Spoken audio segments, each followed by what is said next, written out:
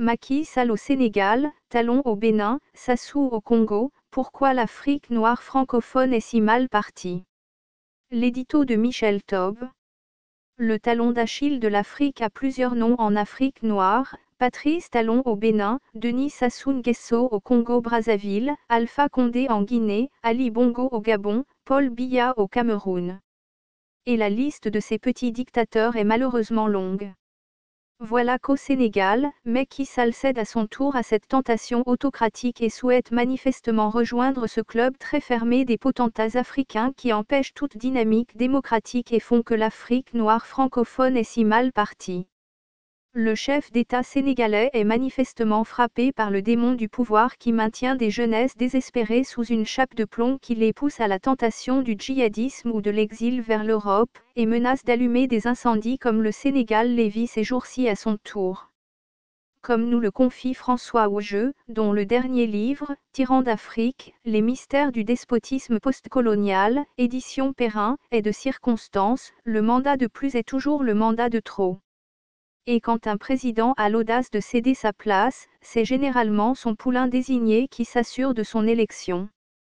Ne prenons qu'un exemple: au Niger, Hama Amadou, ancien Premier ministre, principal adversaire du président Mahamadou Issoufou, est arrêté, en 2015, pour une affaire de trafic de bébés.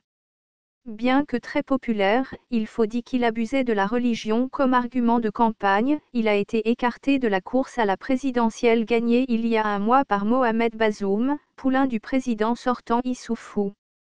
Des juges au pas? L'instrument principal de ces mises au pas de la démocratie et de la soumission de toute opposition, c'est la judiciarisation outrancière de la vie politique de ces pays africains, à savoir l'usage systématique de la justice pour écarter, éliminer les adversaires politiques. Les juges du droit électoral, les juges constitutionnels sont manifestement aux ordres des pouvoirs en place. Certes, d'aucuns diront que la chose n'est pas propre à l'Afrique. La France, par exemple, avec l'affaire Fillon en 2017, a montré l'intervention de la justice dans un processus présidentiel.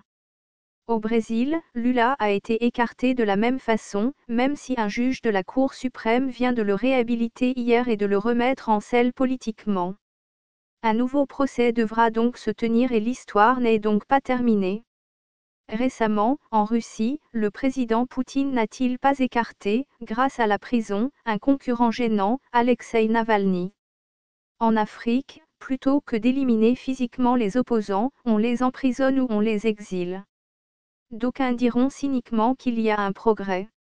La parfaite illustration de cette perversion démocratique réside dans la récente crise sénégalaise.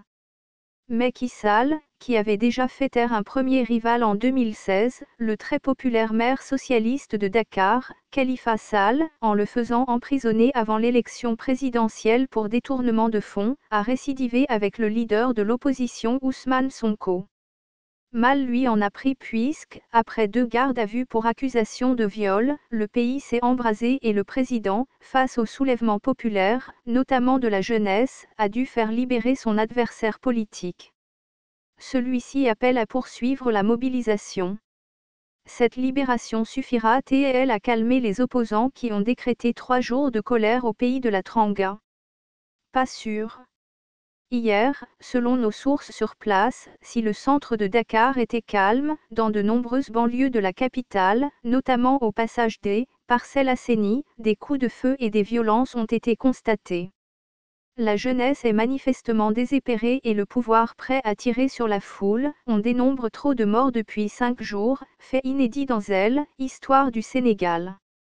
Quelle ironie de l'histoire, Macky Sall avait été porté au pouvoir par un peuple sénégalais qui en 2012 avait su écarter Abdoulaye Wade qui, à l'époque, se rêvait en président à vie.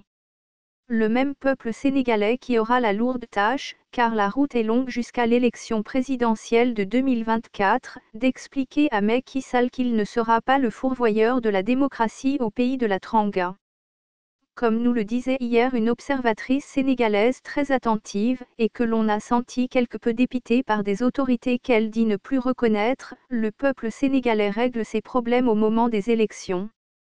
Ce dernier voudra-t-il patienter jusqu'à l'élection présidentielle qui n'est attendue qu'en 2024.